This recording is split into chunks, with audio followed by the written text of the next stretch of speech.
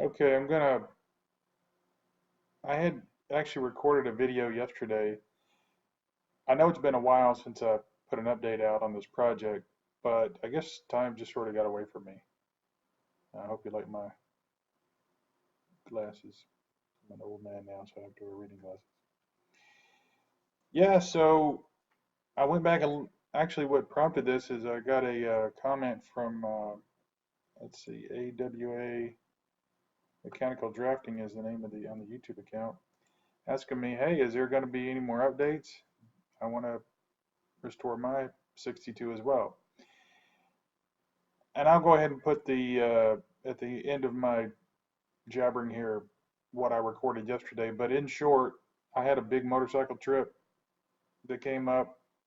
Spent a lot of months prepping for that. I lived just south of Charlotte, North Carolina. We trailered the bikes to Montana and then rode up through Montana up to Dawson City over to Chicken, Alaska, and around to Fairbanks. It was a big trip. Lots of prep going in for that. That kind of distracted me. It was riding weather, so stuff to do outside. But the whole time I've been kind of working on this, and so I don't know how, but I kind of lost track of the fact that I really haven't sent any updates on YouTube. I've been updating the I Hate Mud thread on this, but nothing really on YouTube. And went back and watched the last video and realized, wow, there's like a lot of stuff that I haven't covered. So I'm going to take a few minutes here, and before I get into the video that I recorded, I'll go ahead and post all the pictures in this video so you can see kind of the progression of everything before we move into the video that I recorded last night that lets you see what the state of the current project is. So let's flip over to our pictures now. Okay, so yeah, in the end of the last video, kind of where I was at is I had just pulled the frame into the shop. I had pulled the front axle off the frame after I pulled the engine transmission, the drivetrain basically. I had pulled out of it, set it off to the side so that I could start the process of restoring the frame. So the main reason I decided to do this project actually is because the frame turned out to be in pretty good condition. As you can see from previous videos, the body was in quite a state, but the frame, oddly enough, was good. And I actually think the reason for that is that this is not the original frame. I suspect, anyway, this is not the original frame. Because of the body damage, where the body damage was on the rear driver corner, and as hard as it would hit, I'll bet you the frame was tweaked. And this is probably a new frame under there, which might have been precipitated, if I'm not mistaken, there was a recall. I don't know if these were part of the recall, but anyway, I'm rambling on. Anyway, so here you can see I've just cut away the rear axle. I think at this point I may have already, as you can see, I've removed the rusty C channel from the driver's side, and maybe it's gone from the passenger side here. This part is cut out, and it's still that way now, but there's actually two pieces of pressed steel that come together, and there's a few spot welds here, and and it's perfectly designed to trap crap in here and promote rust, just like these C channels are. So luckily the top of this is still fairly sturdy, save for one little piece here where they come together. So I was able to cut out all the bad material here. I ordered a piece of 3/8 plate that um, I will use to repair this section. Um, let's keep going here through the pictures. Yeah. So as you can see, the rear C channel is pulled out of the passenger side here. Let me just say, removing those C channels was probably the most physically difficult part of this entire process. They're spot welded in, or actually no, there's a bead of weld here at this joint right here. You can see this little line here. That's where they're welded to the frame. That's not the hard part. The hard part is one, When they weld, all these rivets are under additional strain from the mechanical tension of the rust pushing out on that C channel. So getting these rivets out and getting to let go is a real pain in the ass. Save yourself any qualms. You need to go out and just buy an air chisel, buy a couple of long 7-inch chisels, put on some hearing protection, and just go to town, because you're going to have to, even in the terrible state they were still insanely strong. But now when you see later, you'll see this is all fixed up. The only spot of rust through I had on either side was this tiny little spot. I just cut out probably 3 inches by 1 inch and welded a piece of 3/8 plate on the outside.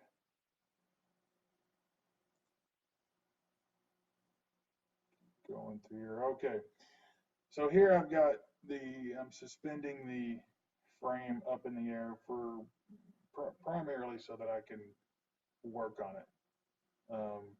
Stripping off all the old paint, all the old grime and crap, so that I'm prepping it for POR 15. One of the things I also did was there was a lot of rust scale on the inside of the frame. That took probably literally 2 weeks of banging on the frame to knock any of the scale loose, removing that scale, which is a job in and of itself because these are your only access holes. And I just used a shop vac and a piece of heater hose, and I just, reached your fingers in there. If it was too big to fit down, you had to pull the hose out. And I mean, it takes a lot of damn time. But I used Eastwood's inner frame rust preventer. It comes with a nice long hose that sprays in a 360-degree pattern. The hose is probably 2 or 3 feet long, and you feed it down in here. It actually worked really well. I think I bought 3 cans, but I only needed 2. 2 full cans really coated the inside of the frame well. And I chose green because I wanted to be able to see that it was coated. You could choose black, but I felt like, especially with shadows and whatnot, I wouldn't be able to really tell. Here's the frame after I've cleaned it all up, knocked off all the rough scale. You can see the white on the floor is actually the prep for the POR 15. It's a slight acidic solution. You need to do that and then wash it, let it all dry really good, and then put on your POR 15. POR 15, the stuff I got, it all goes on super glossy black, but when it dries, it has kind of a satin finish to it, which is fine by me. So I kind of realized that I really didn't document some bits of this as well as I should have.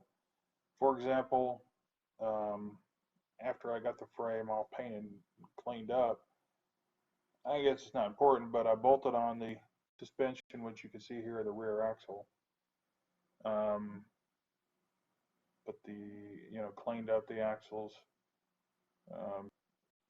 painted them a bit, front and rear, and then I moved on to addressing the corners.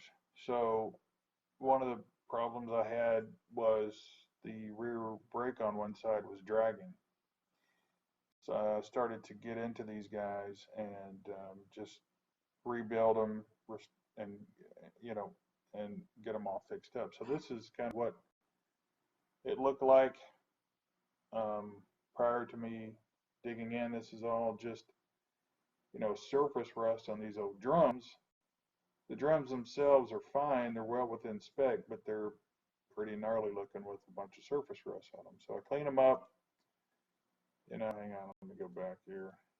Put a bit of paint on them, freshen them up, but I also clean up and restore the inside. So got new brake cylinder and install those, new hardware kit, new springs and everything else like that. None of these are expensive. Like this cylinder is $12.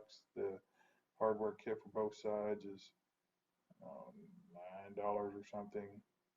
These adjusters here were completely seized, of course. So you have to, it takes heat to get them apart. And then you need to, remove any surface rust, lube them back up real good, put them back together. There's also a rubber grommet that comes in the hardware kit to fill these holes, which gets lost over time, lets all the crap come in here and start screwing up brakes.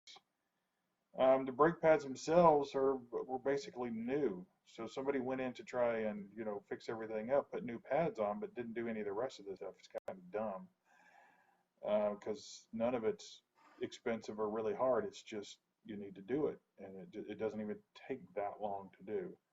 The emergency brake totally didn't work because the belt crank on both sides was totally seized up. So honestly, just a little bit of heat and some PB blaster, and that stuff will break free. And just keep it lubed. Move on to the front here.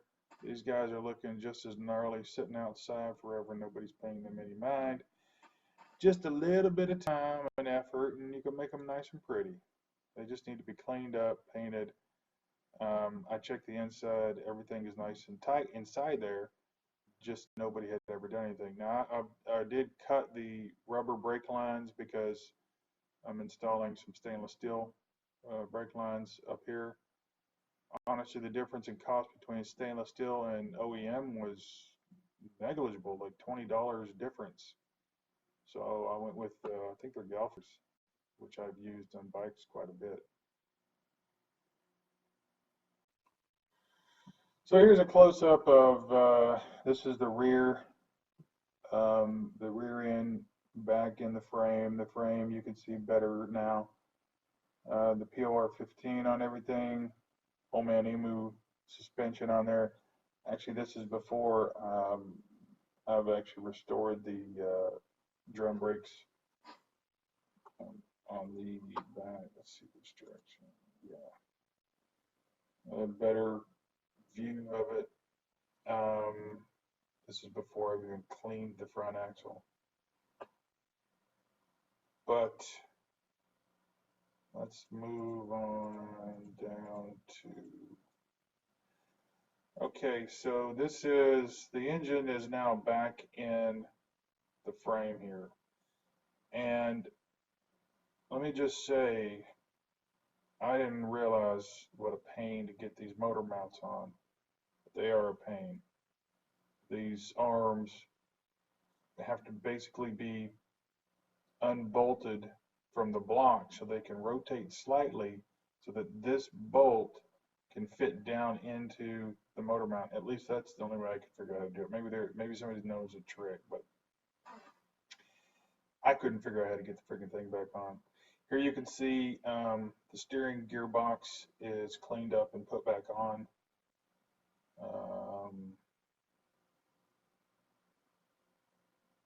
Let me just jump over here to the list of pictures to see. Okay, so I'm starting disassembly now. You can see I'm pulling off idler pulleys. Look, some of these are seized up. I don't know how the belts didn't, or maybe it seized up while it was sitting outside. But some of all the hoses are totally shot. Pretty much every piece of rubber on this thing is ruined. But as I'm disassembling it, I'm pulling the head off, and one of the things I found was one of the previous owners had torqued it down so much they broke off one of the mounting tabs, and instead of fixing it the right way, they just crammed a whole bunch of sealer inside here and torqued down these bolts even harder. So you'll see in the video that follows, I was able to source a new lower housing. Just to give you an idea of the quality of mechanical work this was doing. This is the frame rail after I pulled the intake manifold off. Their method for tying the loom that powers the injectors was to use some old Romex wire and just wrap it up like that. That's quality work there. And good stuff.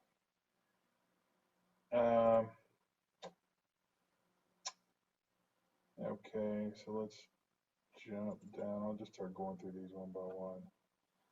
Here you can see I'm tearing down. I've got the timing cover off. The timing cover is what has the front main seal on it. The front main seal was torn. It had been leaking probably forever. I could tell that they never actually changed the oil. They just added oil as it got low. And even with that, there's almost no wear inside the motor here. There's a bit. I mean, you can see it on the cam when I pulled it out. A little bit of wear.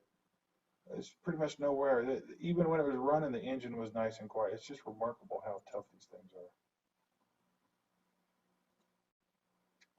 This is after I've spent probably 4 days just cleaning the muck off the side of this. There was muck half an inch deep in a lot of places.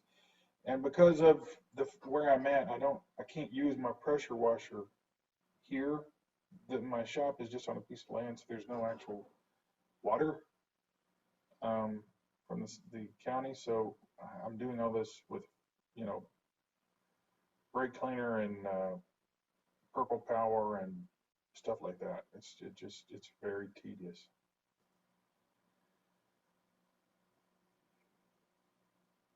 A lot of these bolts were in quite a bad state.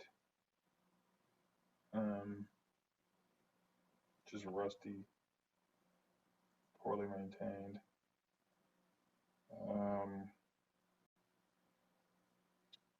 I'm just taking progress shots here as I start to tear it down. You can see the state of everything. I took a picture of this because that would have been from the factory. So maybe that's Spectre 642. I don't know. Thought that was interesting. And you can see here the kind of varnish that builds up inside of an engine when you don't change your oil regularly. Most of this is not harmful. It's just ugly. But I had to spend some time cleaning. I'm not going to put it back together this way. So I pulled the rocker arm assembly off, totally disassembled it, cleaned everything, got all the varnish and stuff off of all the rockers before I started putting everything back together. This is the head after I pulled it. You can see for the most part, all the passages are actually pretty open. There's a little bit of grime and build up in a couple places, but the head's in pretty good shape actually. Better picture there. The bores on this were all nice and smooth. There was no wear lip on top. I could tell, like on this cylinder here, it looks like it had a tiny bit of oil sheen. It would have been burning oil probably, and you figured it was probably the valve guide seals, which I addressed later. Another example of the kind of varnish that builds up when you don't change your oil. All this had to be cleaned out, washed away. I pulled out, here I'll show you in a second. To really get this engine nice and clean, I've washed everything down, cleaned up all the gaskets, washed all these down. I still wash it a bit more because there was still some stuff left in there. Little bit of carbon buildup there on this is an exhaust valve, and this is after it's cleaned. It should help a little bit. So everything put back together. This is after. Let me go back. This is a picture, I guess I didn't take a picture of the top, but this is a picture after I've already replaced the valve guide seals. And everything's put back together with new seals. Here, I'm pulling all the lifters out. That was actually quite a job because they wouldn't come out of the top because of the varnish lip. If you can see, this little area that's not discolored was actually under the varnish lip, so there was probably, I bet it was a millimeter thick of varnish here on the bottom of this lifter, so there was no way they were going to come up through the bore.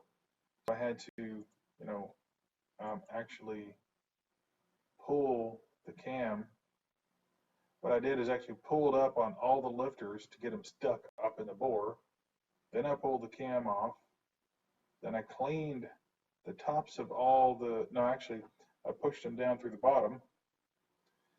And then I cleaned all the bores, put the cam back in, used a bit of assembly lube on the cam and on the lifters, and dropped the lifters back in their bores. So I'm gonna go ahead and wrap up this video. I realize it's already at 20 minutes, and so I'll take the content that I made yesterday, button it up, and stick it in another video to follow here. But I want to take a second here and call out the I Hate Mud forum. It's really a truly invaluable resource. I come here pretty much all the time just to read what people have done in the 100 series. Because I have a 100 series as well, an LX470, which is my daily driver. I absolutely love that thing. But here's the thread that I created down in the 60 series forums. It's called like Alice Down a Rabbit Hole. The reason I named it that is, one, it feels like you're just falling down a rabbit hole when you're in the middle of these projects. You just can't ever seem to find the bottom, and you just feel like you're just falling forever and ever, and you're just, or it's either you or maybe you're just throwing your money down a hole. It feels like that for a long time. And my mom's name was Alice. And so this is the thread that I've been trying to keep pretty much updated. You know, I knew this, to be honest with you, I kind of knew this truck was beyond saving in many ways. Financially, it doesn't really make sense. But because I'm wanting to learn restoration, I was presented with a truck that basically, I can't make it look worse. You know, it could only go up from where I started. And that's liberating in some ways because you don't have to worry about cutting that big hole in the side, even though you've never done the kind of sheet metal repair that is being required here. If you cut it out and it looks like crap, you know, it looked like crap before. So you don't really have any stress of messing up a good truck. So it's been extremely good learning for me. It's been a very good school. And hopefully when I'm done, I'll actually have a great truck. I've still got a long way to go. Anyway, jump over here, take a look at the thread. You can see a lot more discussion around it. People are basically saying, "Are you friggin' crazy, dude? You're insane." Other people have more supportive comments. And I think as it goes on, you know, people will see the upside to this and the reasoning behind why I decided to get into it. Anyway, that's kind of it for me. Thanks for tuning in, and I promise to get out the other video in the next day or so that shows the current state of where we're at with it. Later.